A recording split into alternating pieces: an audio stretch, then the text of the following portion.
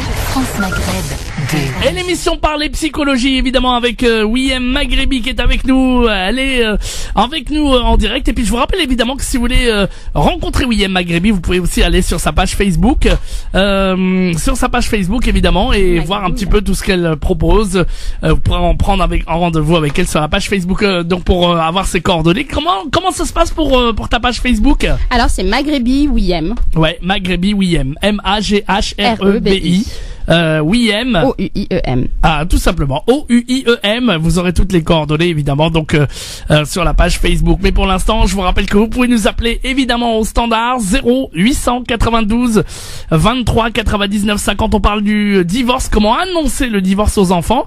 Et puis, bien entendu, si vous voulez aussi évoquer d'autres choses, hein, vous voulez nous parler, vous avez un souci au quotidien, vous avez, je sais pas, des tocs dans la vie de tous les jours, vous avez, je sais pas, des soucis, aussi, parce que je crois que c'est aussi important de le dire, des soucis aussi conjugales avec votre mari ou autre. Vous avez des soucis au quotidien avec vos enfants, vous avez besoin de parler à quelqu'un pour vous aider.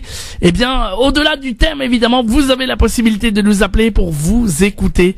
Et Wiem pour vous donner quelques solutions, quelques premières solutions. On peut pas donner évidemment une consultation, mais un début de réponse et de vous aider à parler avec vous. Donc n'hésitez pas, 0892 23 99 50. Là par exemple on a parlé du divorce, là on a commencé à parler, et donc je voulais savoir si vous avez vous aussi des témoignages de comment se passe le divorce avec votre conjoint, évidemment, mais comment surtout vous l'avez annoncé à vos enfants.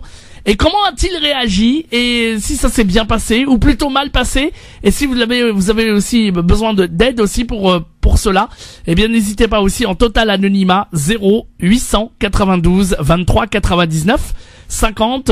Pendant une petite demi-heure, vous êtes les bienvenus. Alors on avait commencé à évoquer on en était arrêté donc on s'en était arrêté au fait d'être le psy ou non de son enfant, voilà, le psy ou non de son enfant. Que l'enfant, et l'adolescent soit notre psy. D'après toi, Medjahed, est-ce qu'il faut, alors selon toi, est-ce qu'il faut cacher à son enfant sa tristesse? La tristesse en général, est-ce qu'on doit cacher en quelque part? Parce qu'il y a beaucoup de mamans qui me disent, moi je veux pas que lui imposer encore plus, je veux pas lui montrer que je suis triste, je veux pas pleurer devant lui, je veux pas que ma souffrance le rende malheureux, donc je ne lui montre pas, je prends sur moi et je cache. Alors d'après toi, est-ce que c'est la bonne attitude? Je crois que je cacherais quand même, moi. Ouais, je crois que je cacherais, hein. Alors moi, maximum je cacherais, parce que je dis c'est vrai, en fin de compte tu prends ton enfant, t'as pas envie de montrer à ton enfant pour le rendre malheureux finalement, en fait. Alors en réalité, je pense bien que si je te pose cette question, oui, c'est que la réponse n'est pas si évidente. Exact. Alors moi je te dirais plutôt que non, il faut essayer de s'autoriser à être vrai.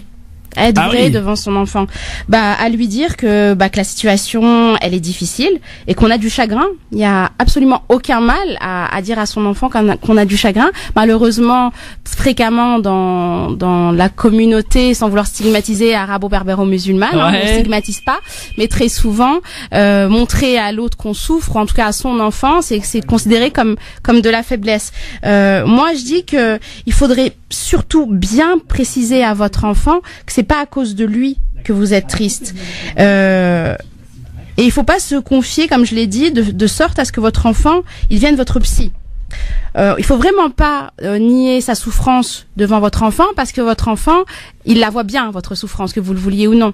Donc, il faut simplement essayer de mettre là encore des mots simples, parce qu'un enfant, franchement, il comprend vraiment beaucoup plus de choses qu'on veut bien le croire. Il faut essayer de mettre des mots sur notre ressenti pour que lui, une fois adulte, et même pour plus tard, il apprenne à le faire aussi. Vous savez que l'enfant fonctionne par mimétisme.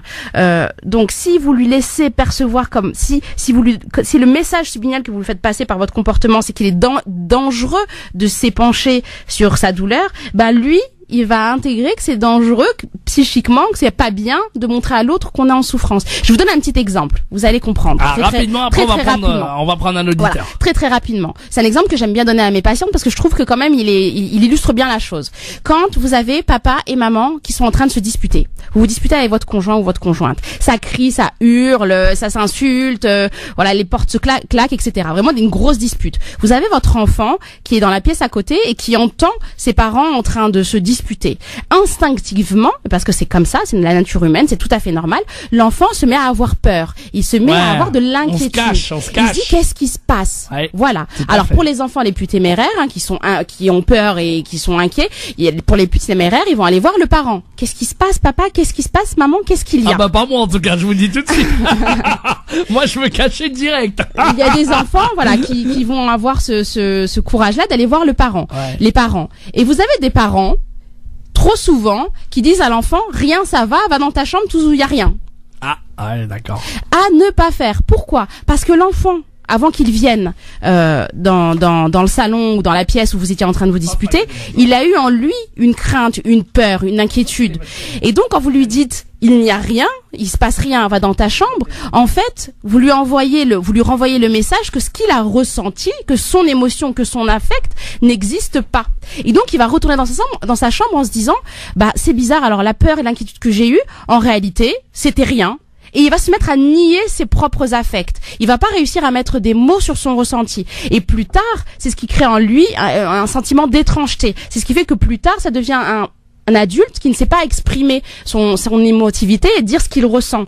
La bonne attitude qu'il aurait fallu avoir, c'est dire à l'enfant, viens, ok, c'est vrai, on est en train de se disputer. On a crié, ça t'a fait peur, on est désolé, papa et maman se trompent, on fait des erreurs, mais ce que tu as ressenti, en tout cas toi, c'est de la peur et de l'inquiétude et c'est normal ce que tu as ressenti. Mais on va faire attention. Tu rigoles ou quoi, le père après il te dit il te met une tasse. Ah mais voilà.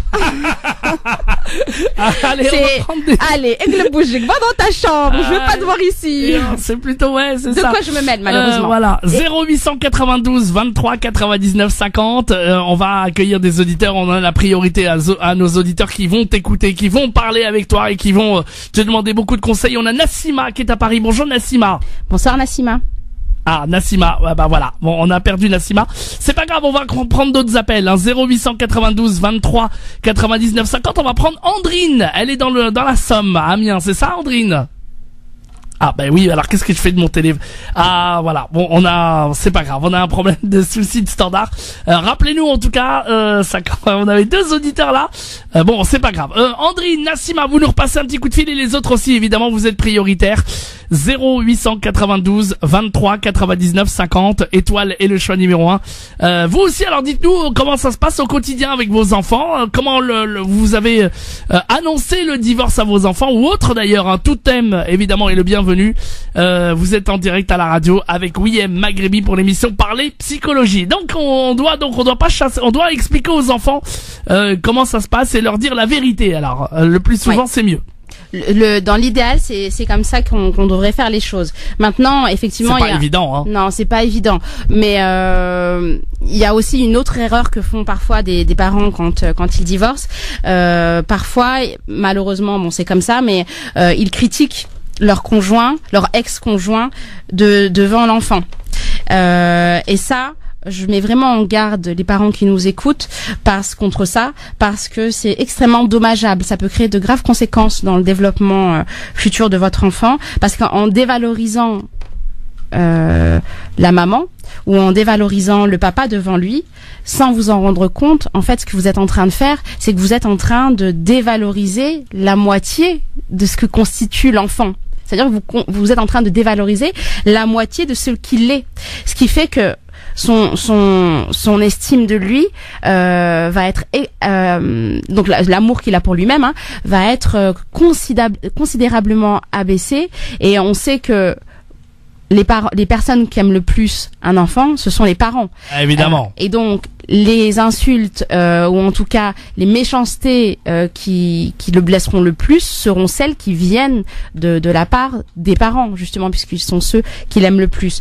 C'est vraiment c'est vraiment négatif pour le développement et même pour celui qui sera plus tard d'avoir ce comportement. Il faut vraiment essayer, au contraire, de dire je sais que c'est difficile, c'est un peu simpliste, mais il faut vraiment essayer, en tout cas devant votre enfant, de dire peu importe tout ce qui s'est passé, je n'oublierai jamais que ton père ou ta mère, qu'avec ton père ou ta mère, nous nous sommes aimés, et en tout cas aujourd'hui je respecte ton père ou ta mère, même si on ne s'aime plus, il reste le respect. Il reste en tout cas, tu es notre enfant, quoi, en gros, en fait, c'est ça. Exactement. Faut vraiment qu'il sache, qu'il affronte cette épreuve de la séparation avec l'idée que il est le fruit du désir de l'union de ses deux parents, même si il n'est pas le fruit de l'amour, comme on pourrait dire les choses. Voilà, il faut vraiment qu'il sente que que les deux parents ne regrettent pas et ne regretteront jamais ce moment où il a été conçu. Il faut vraiment qu'il soit sûr que ses parents l'ont eu parce qu'ils se sont aimés, et que surtout ils l'ont eu, et qu'ils ont et que rien ne va changer après, j'imagine aussi, non? Enfin, ça, c'est pas bon non plus. Par rapport à l'amour qu'il lui porte. Voilà, par rapport à l'amour. C'est pour ça que j'insiste sur le fait qu'il faut maintenir le couple parental, même si le couple conjugal, lui, prend fin. Vraiment, faut garder à l'esprit que quand je dis du mal de mon conjoint devant mon enfant, en fait c'est une forme vraiment de violence, de violence ordinaire. C'est vraiment une forme de maltraitance. Et là, je mets aussi en garde les parents qui sont en train de divorcer. Attention, juridiquement, quand on dit du mal, qu'on dit par exemple à un enfant, ton père il est comme ci, il est comme ça, laisse tomber, il m'a fait ci, il m'a fait ça, etc. On se rend pas compte, mais c'est extrêmement destructeur pour l'enfant, et juridiquement c'est considéré comme de la maltraitance. Bien, on aura l'occasion en tout cas de continuer. On va accueillir vos témoignages, vos appels. Merci déjà d'appeler, de franchir le pas, ça fait plaisir. 0892 23 99 50. Elle l'a fait. Nassima qui est avec nous de Paris. Bonjour Nassima. Bonjour. Bonjour Nassima. Bonsoir. Bonsoir Yann. Bonsoir. Alors j'avais une question qui n'avait rien à voir avec le thème du divorce. Il n'y a pas de souci. Pas de problème, oui. On a dit qu'on était à votre écoute, donc on évoque absolument tous les sujets ici, et voilà, il n'y a pas de souci. Dans mon domaine de compétences. Ouais, dans le domaine de la... Alors, on y va. Donc j'ai un enfant qui a 2 ans et demi, qui est très agité. Il n'arrête pas de crier.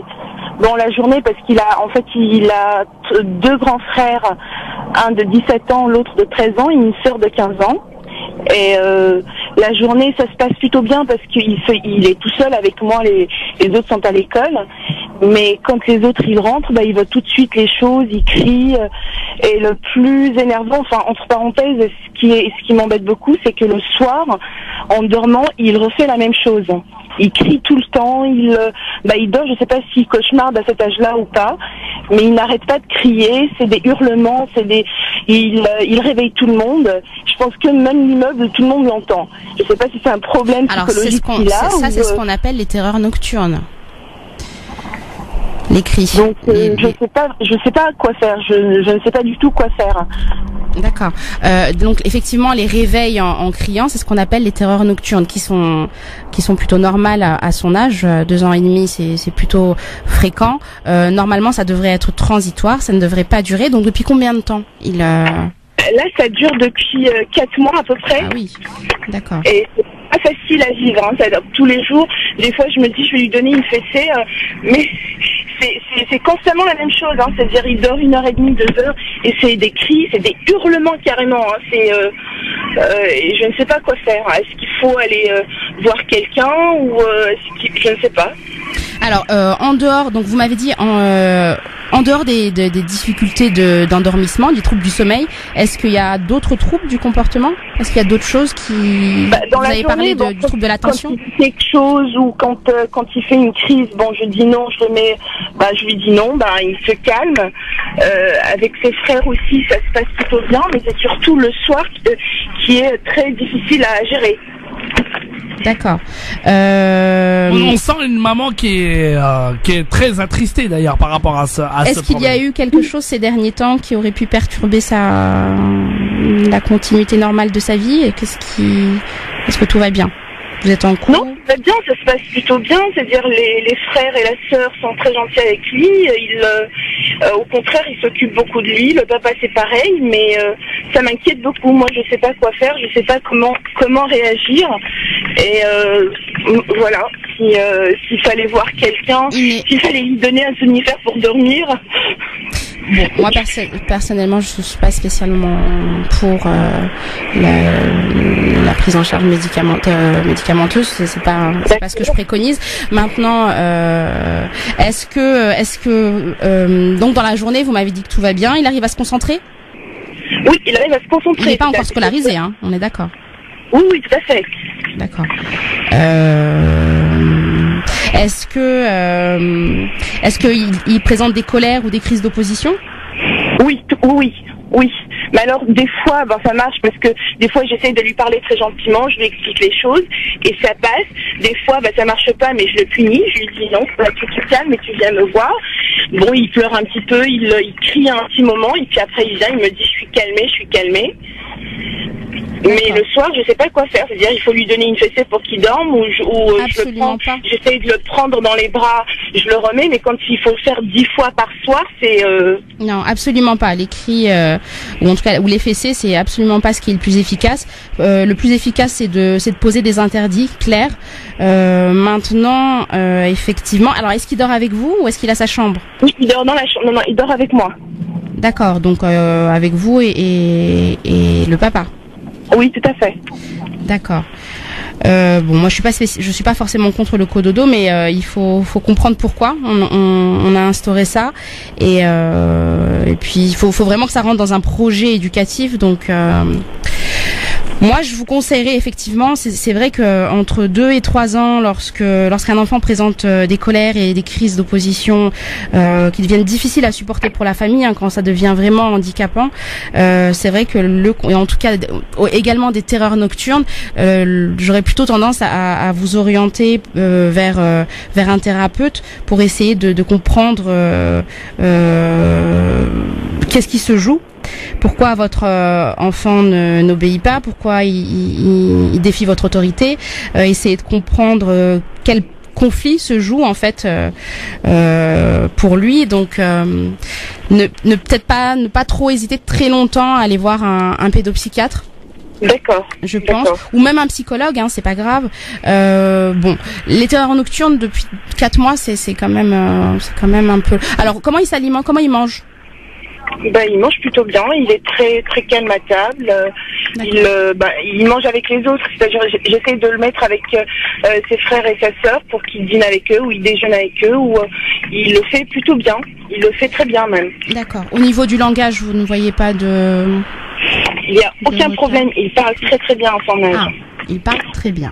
Ça c'est une bonne nouvelle déjà. Oui. C'est des choses positives qu'il faut voir.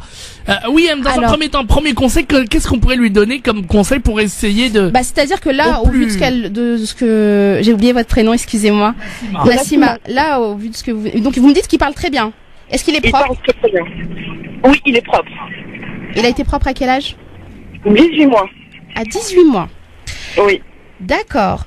C'est-à-dire que là, au vu de tout ce que nous dit Nassima, un enfant qui est plutôt agité, qui présente des terreurs nocturnes, qui est propre de façon assez précoce, qui parle tôt et plutôt bien, voire très bien. Moi, j'aurais plutôt tendance à pencher vers ce qu'on appelle la douance. Je ne sais pas si vous avez déjà entendu parler de ça. Non. C'est ce qu'on appelle communément la précocité. Voilà. C'est-à-dire que très souvent, le premier symptôme de la douance chez l'enfant, c'est justement les difficultés d'endormissement, les terreurs nocturnes.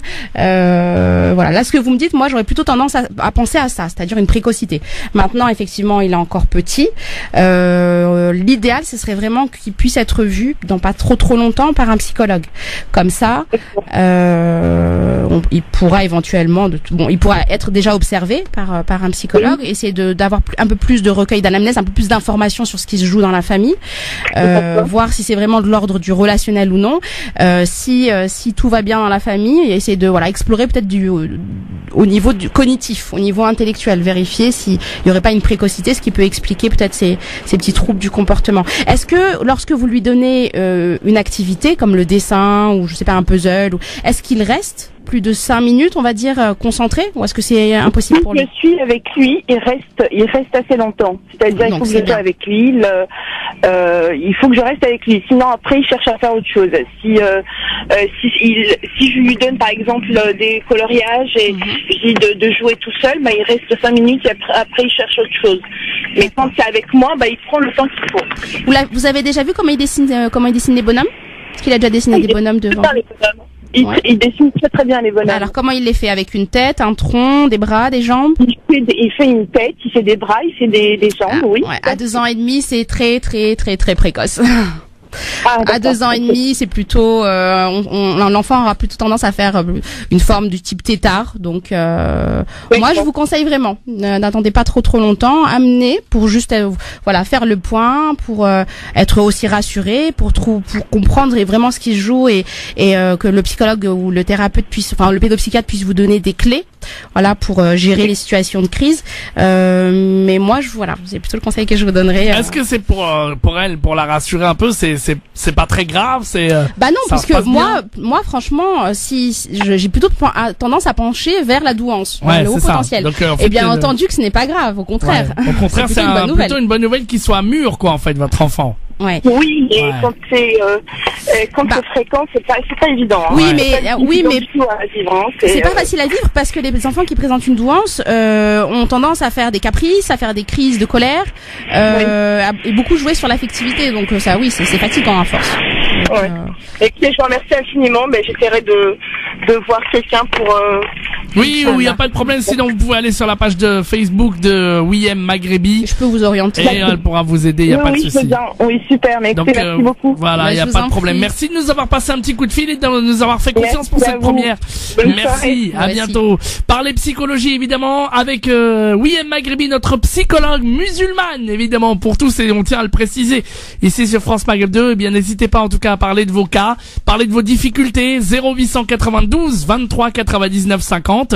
Étoile est le choix numéro 1 pour arriver directement au standard. Wiem Maghrebi vous écoute, vous donne des conseils, on parle du thème aussi aujourd'hui, je vous rappelle, du divorce, de comment expliquer le divorce à son enfant. Si vous voulez nous apporter vos témoignages, il n'y a pas de souci.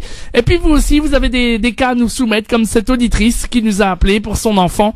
Eh bien voilà, vous avez des difficultés semblables avec vos enfants, des difficultés avec votre conjoint, des difficultés tout court d'ailleurs. Eh bien n'hésitez pas à nous appeler dès maintenant, vous êtes les bienvenus. On vous écoute encore quelques temps, il n'y a pas de souci, on peut encore prendre quelques appels. 0892 23 99 50. Étoile est le choix numéro 1. Oui, on va marquer la pause. Et puis juste après, on continuera. Avec je suis sûr qu'il y a plein d'auditeurs qui disent j'appelle pas. Allez-y, franchissez le pas, vous allez voir, ça se passe super bien. Wiem vous met en confiance, c'est notre psychologue musulmane. Aujourd'hui, en direct à la radio, parler psychologie sur France Maghreb 2 au 0892 23 99 50. Elle vous écoute. N'hésitez pas, à tout de suite. France Maghreb 2, France Maghreb 2. Allez, l'émission Parler Psychologie, évidemment, avec Wiem Maghrebi qui est là et qui attend vos appels, évidemment, si vous avez envie de lui parler, de demander des conseils, vous avez besoin de vous exprimer, de parler avec Wiem. 0892 23 99 50, que vous soyez à Paris ou en région parisienne, évidemment. Eh bien, vous êtes les bienvenus, mais aussi tous les auditeurs de province qui nous écoutent. Clermont, Dijon, Reims, Amiens, Le Havre, Orléans, du côté de Metz, du côté de Marseille également. On a eu tout à l'heure l'heure une auditrice qui nous a appelé, qui avait un enfant turbulent, un enfant agité, un enfant voilà qui avait quelques qui est comment dire en totale énergie, on peut dire ça comme ça, hein. Et donc vous lui avez donné donc des précieux conseils évidemment. Et vous aussi, si vous voulez bien entendu parler à WIM Maghrebi, eh bien 0892 23 99 50 pour parler de ce que vous voulez évidemment. Et alors aujourd'hui, on a évoqué un thème qui est très important puisque vous parlez des divorces de conjoints et surtout comment expliquer le divorce à son enfant. Donc on attend aussi vos témoignages si vous avez envie d'intervenir sur ce thème, savoir comment vous avez expliqué le divorce à votre enfant, comment ça s'est passé, est-ce que ça s'est bien passé ou est-ce que vous cherchez les clés peut-être pour vous aider suite au divorce, est-ce que ça a été difficile pour vous, des témoignages, n'hésitez pas à nous appeler là aussi pour nous évoquer ce thème 0892 23 99 50. Osez nous appeler évidemment pour cette première parler psychologie. Et donc on va repartir sur le thème alors. Alors d'après toi Medjahed, est-ce que on doit demander à son enfant sur l'organisation de sa nouvelle vie? C'est-à-dire est-ce qu'on doit, d'après toi, est-ce qu'on doit lui dire est-ce que tu veux aller chez papa ou est-ce que tu veux aller chez maman? Il y a beaucoup de je vois souvent ça dans le cadre moi déjà au cabinet. À mon avis, je pense que c'est déjà la plupart des gens ils vont chez maman. La plupart, non, pas forcément. Mais moi, d'après toi, ce que je voulais savoir, c'est est-ce que c'est mieux de demander à son enfant de choisir? Bon, je vais répondre à ta place. Il faut vraiment que, donc moi, la réponse c'est vraiment non. Il faut que l'enfant sache que ce sont ses parents qui choisissent la meilleure solution pour lui. Quand un parent demande à son enfant de décider avec qui il veut rester, c'est le mettre en position de parentale. Et ça, c'est extrêmement insécurisant. Il doit rester dans sa position d'enfant. C'est vraiment une erreur de croire qu'en laissant l'enfant choisir chez qui il veut aller, ce sera plus facile pour lui et que comme ça, il surmontera plus facilement l'angoisse. Non, absolument pas. Au contraire, parce que implicitement, et peut-être je le développerai après avoir pris l'appel de notre auditrice ou notre auditeur, quand on fait ça, on met en place ce qu'on appelle le conflit de loyauté. Et j'expliquerai ce que c'est. Et c'est extrêmement dommageable. Eh ben, on en parle dans un instant. Bien entendu, vos appels prioritaires au standard 0892 23 99 50. À votre écoute, WIM Maghrebi, on a Asma qui est avec nous. Bonjour Asma. Oui, bonjour. Bonjour Asma. Je voulais parler à WIM. Oui, c'est vrai. Donc, donc c'est par rapport, en fait, moi c'est dans l'autre sens. Moi c'est par rapport à ma mère. Ouais. Donc, en fait, depuis plusieurs années, donc maintenant plus de 12 ans, j'ai une relation parentale assez compliquée, on va dire. Ma mère, elle a rencontré beaucoup de problèmes étant jeune. Et en fait, tout ce qu'elle a vécu, ça se répercute sur moi. Et en fait, quelque part d'autre, plus maintenant j'avance, et plus je me rends compte que non seulement elle est en train de détruire en fait sa relation familiale pour retrouver, on va dire, une relation amicale avec une ancienne de ses amies, mais elle abandonne aussi sa religion de plus en plus. Donc j'aimerais savoir en fait, est-ce que un suivi c'est possible pour ça ou c'est même pas envisageable, c'est pas. Donc là, ce que vous êtes en train de nous dire, c'est que votre relation à toutes les deux, donc à vous et à votre maman, elle est devenue compliquée, voire conflictuelle, c'est ça? Vous n'arrivez pas à vous parler? Ou est-ce que vous arrivez à échanger toutes les deux? En fait, j'ai envie de dire, on s'est jamais vraiment parlé en fait. C'est toujours été une relation, on va dire dans la couverture quoi. C'est merci puis voilà. Ouais, c'est-à-dire que ça reste factuel. Vous parlez juste des choses de la vie quotidienne sans vous épancher sur vos émotions, votre affectivité l'une et l'autre. D'accord. Quand vous parlez de beaucoup de problèmes quand elle était plus jeune, elle a eu des problèmes parce que, elle déjà sa mère, n'aimait pas les filles. Donc quand elle a eu une fille, ça a été la misère. Elle a eu des problèmes par rapport à son mariage. Elle a eu plusieurs problèmes, on va dire comme ça. Et après son mariage, elle a vécu un peu la misère avec l'homme qu'elle a épousé. Et puis voilà. Donc plus ça avance, plus j'ai l'impression que c'est votre papa. Oui, voilà. D'accord. Vous avez pas dit votre papa? J'ai un peu de mal en fait. Pourquoi? Voilà. C'est ça. En fait, on va dire que plus le temps passe, plus ma famille en fait elle s'effrite, on va dire, entre guillemets. Donc voilà. D'accord. Est-ce que votre maman, elle a évoqué le désir ou en tout cas l'idée de pouvoir consulter? Ou est-ce que ça vient seulement de vous, cette idée? Jamais, mais depuis beaucoup. Enfin, maintenant j'ai 19 ans et depuis très jeune, depuis mes 13 ans, je me suis toujours dit que bon, s'il y a des médecins pour les yeux, s'il y a un médecin pour l'asthme, s'il y a un médecin pour le diabète et tout ça, il y a peut-être un médecin pour le moral, quoi, on va dire, pour la psychologie. Pour notre nefs. D'ailleurs, Medjahed, est-ce que tu sais d'où vient le terme de psychologie? Le terme de psychologie vient de psycho, donc vient de psyché, qui veut dire l'esprit, et logis, c'est logos, qui veut dire le langage. C'est le fait de soigner l'esprit par le langage. Au même titre que le corps tombe malade, l'esprit peut tomber malade, notre nefs peut tomber malade. Donc effectivement, c'est absolument pas en contradiction avec notre religion et c'est absolument pas en contradiction avec la science. Bien au contraire, la science a clairement démontré que le psychisme a des constances et des mécanismes, etc. Donc vous avez complètement raison. C'est absolument pas, c'est absolument vrai de dire cela, que l'esprit peut tomber malade de la même façon que le corps. Maintenant, la seule chose, c'est qu'en psychologie, on peut pas forcer les gens à être suivis. On peut pas les contraindre. Faut vraiment que ça vienne, que ça naisse d'une réelle motivation. Faut vraiment que ce soit elle qui ait envie. Alors la motivation, elle peut être d'essayer d'arranger les choses pour sa famille ou de comprendre des choses. Peu importe la raison, il faut qu'il y ait une motivation. On peut pas obliger quelqu'un à consulter. Moi, le conseil que je pourrais vous donner, c'est effectivement l'encourager en lui disant que si elle met des mots, si elle parle avec quelqu'un, peut-être qu'elle va comprendre des choses. Insister sur le fait qu'elle a vécu des moments difficiles dans sa vie et que ça lui ferait du bien d'être accompagnée, de se décharger, voilà, devant quelqu'un d'inconnu. C'est vrai que dans notre communauté, c'est encore parfois pour nos mamans, les anciennes générations, c'est un peu difficile d'accepter l'idée de voir un psychologue, voilà. Donc peut-être lui proposer de vous accompagner pour la mettre en confiance et puis lui dire qu'il y a de très bons psychologues entre guillemets musulmans maintenant. Maintenant, c'est vrai que excusez-moi. Ouais. Ouais, il maintenant, lui dire votre appel, il est extrêmement important parce qu'il montre vraiment que vous, en tout cas, vous êtes en souffrance. Au-delà de votre maman, le fait que vous ayez pris la peine de nous contacter et avec beaucoup de courage de nous dire tout ce que vous venez de nous dire, c'est que c'est vraiment important pour vous et que vous-même, vous êtes énormément.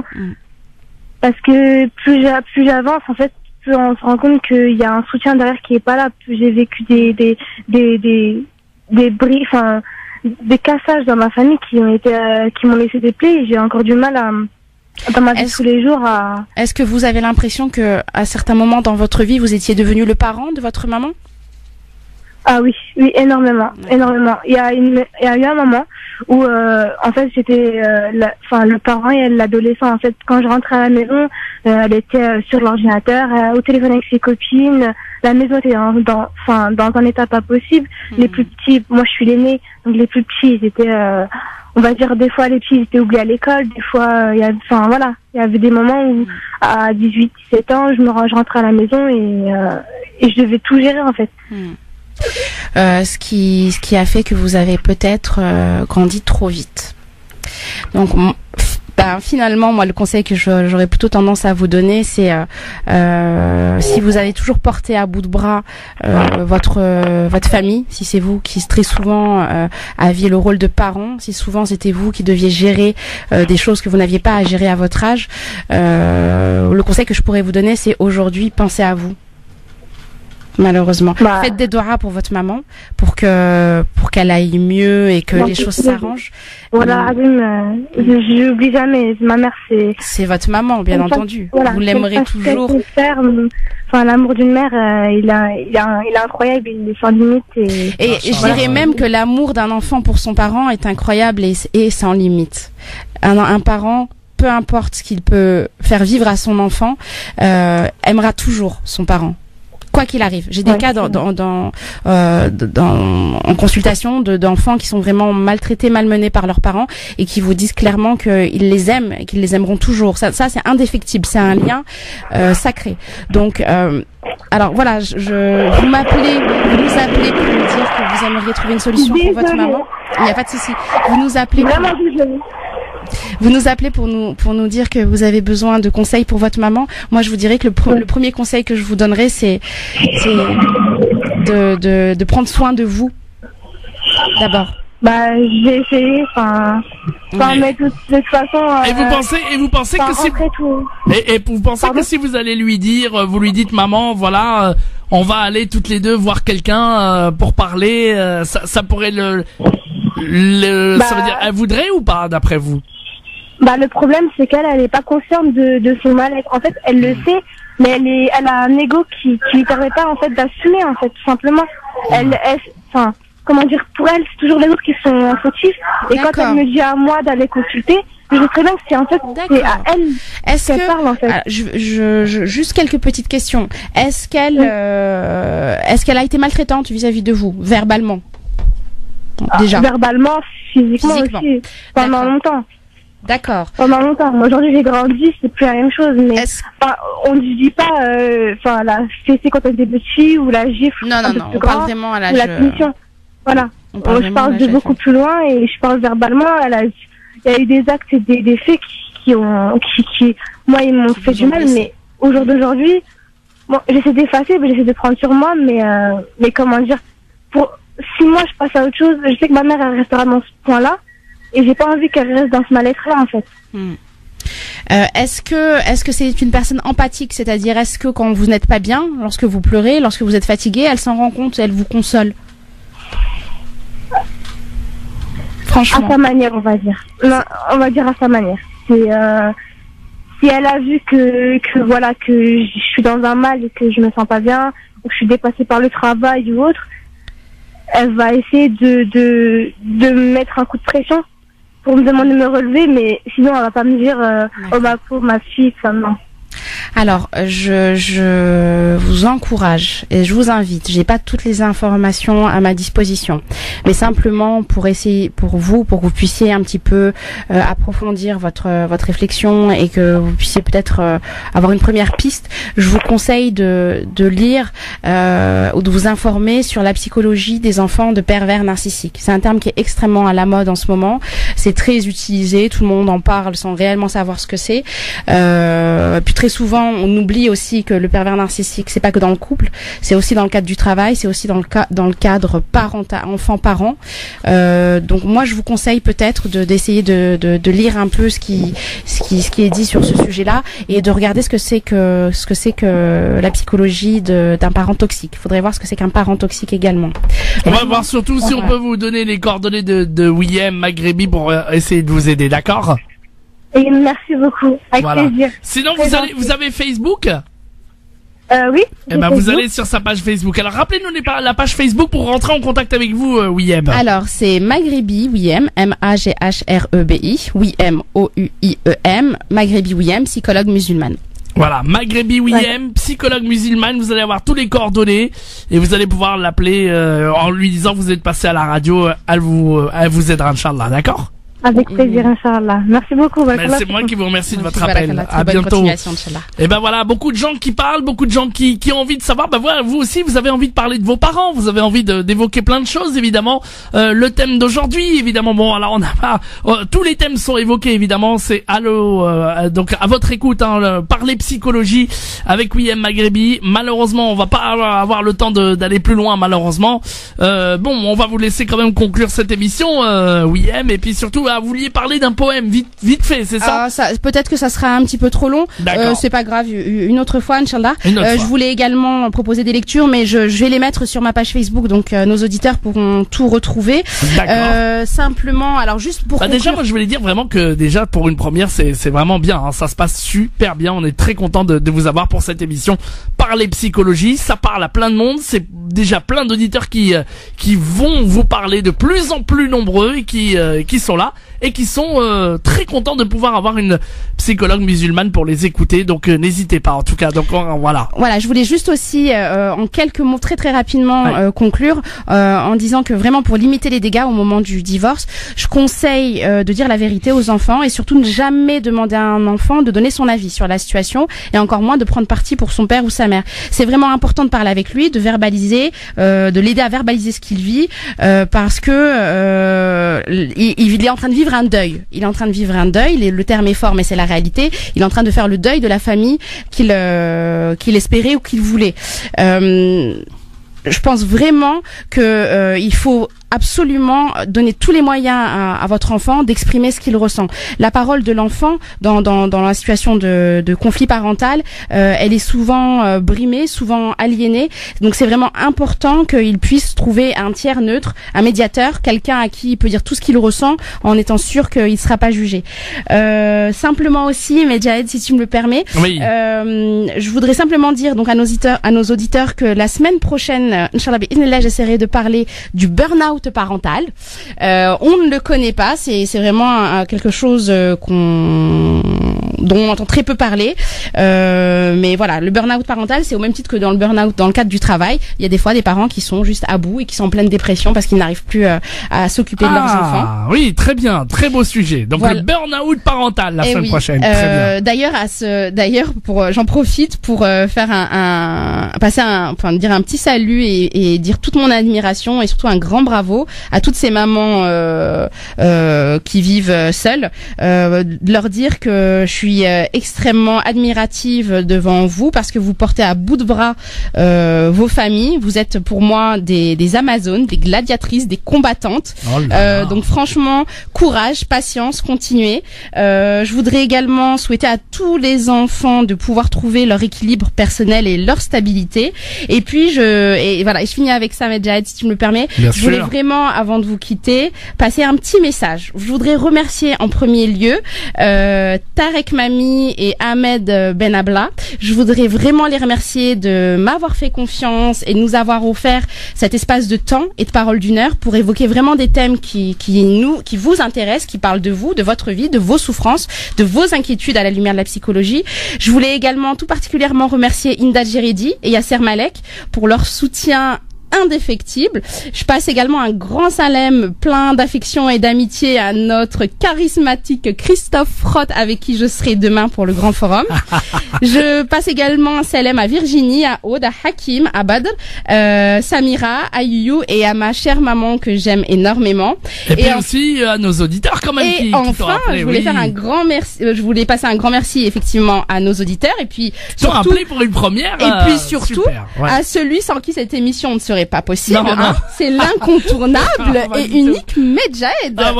Franchement très content en tout cas pour cette première. Vraiment on est content de pouvoir accueillir. On rappelle évidemment William qu'on peut te retrouver sur ta page Facebook si on veut tes coordonnées, si on veut rentrer en contact avec toi parce que tu es psychologue musulmane, tu as ton propre cabinet donc c'est William W-I-E-M O-U-I-E-M O-U-I-E-M Maghrebi M-A-G-H-R-E-B-I comme le Maghreb avec un I. Donc on commence par William ou Maghrebi d'abord? Ils peuvent taper, vous pouvez taper Maghrebi, William, psychologue musulmane, vous le trouvez très facilement. Voilà, vous trouvez toutes les coordonnées de William pour rentrer en contact avec elle si vous avez besoin d'elle. Merci William, à la semaine prochaine. À la semaine prochaine. Bye bye, c'est le rendez-vous de l'actualité. On est à la bourre mais c'est pas grave, c'était pour la bonne cause, c'est l'actualité tout de suite. Divorce, comment annoncer le divorce aux enfants, et puis bien entendu si vous voulez aussi évoquer d'autres choses, vous voulez nous parler, vous avez un souci au quotidien, vous avez je sais pas des tocs dans la vie de tous les jours, vous avez je sais pas des soucis aussi, parce que je crois que c'est aussi important de le dire, des soucis aussi conjugales avec votre mari ou autre, vous avez des soucis au quotidien avec vos enfants, vous avez besoin de parler à quelqu'un pour vous aider, et bien au-delà du thème évidemment vous avez la possibilité de nous appeler pour vous écouter et William pour vous donner quelques solutions, quelques premières solutions. On peut pas donner évidemment une consultation mais un début de réponse et de vous aider à parler avec vous. Donc n'hésitez pas, 0892 23 99 50. Là par exemple on a parlé du divorce là.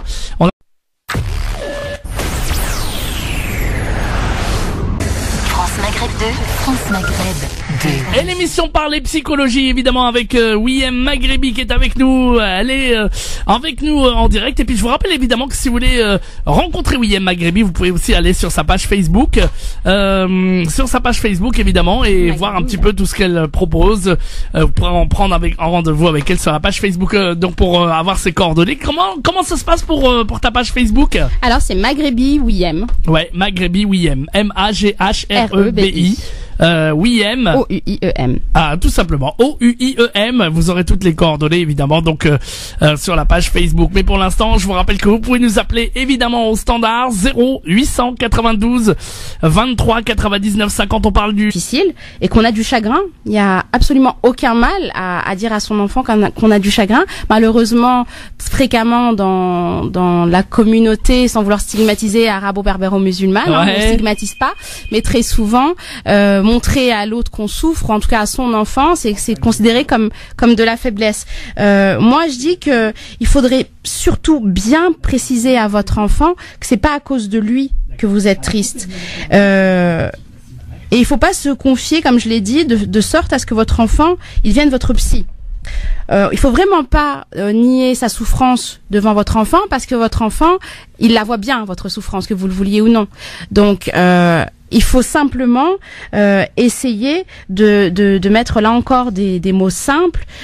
Bah, la tristesse en général, est-ce qu'on doit cacher en quelque part? Parce qu'il y a beaucoup de mamans qui me disent, moi je veux pas que lui imposer encore plus, je veux pas lui montrer que je suis triste, je veux pas pleurer devant lui, je veux pas que ma souffrance le rende malheureux, donc je ne lui montre pas, je prends sur moi et je cache. Alors d'après toi, est-ce que c'est la bonne attitude? Je crois que je cacherais quand même, moi. Ouais. Ouais, je crois que je cacherais, hein. Alors moi, maximum je cacherais, parce que je dis bah c'est vrai, en fin de compte tu prends ton enfant, voilà, t'as pas envie de montrer à ton enfant pour le rendre malheureux finalement en fait. Alors en réalité, je pense bien que si je te pose cette question, c'est que la réponse n'est pas si évidente. Exact. Alors moi je te dirais plutôt que non, il faut essayer de s'autoriser à être vrai. Être vrai devant son enfant, à lui dire que la situation elle est difficile. On va commencer à parler, et donc je voulais savoir si vous avez vous aussi des témoignages de comment se passe le divorce avec votre conjoint évidemment, mais comment surtout vous l'avez annoncé à vos enfants, et comment a-t-il réagi, et si ça s'est bien passé ou plutôt mal passé, et si vous avez aussi besoin d'aide aussi pour cela, eh bien n'hésitez pas aussi en total anonymat 0892 23 99 50.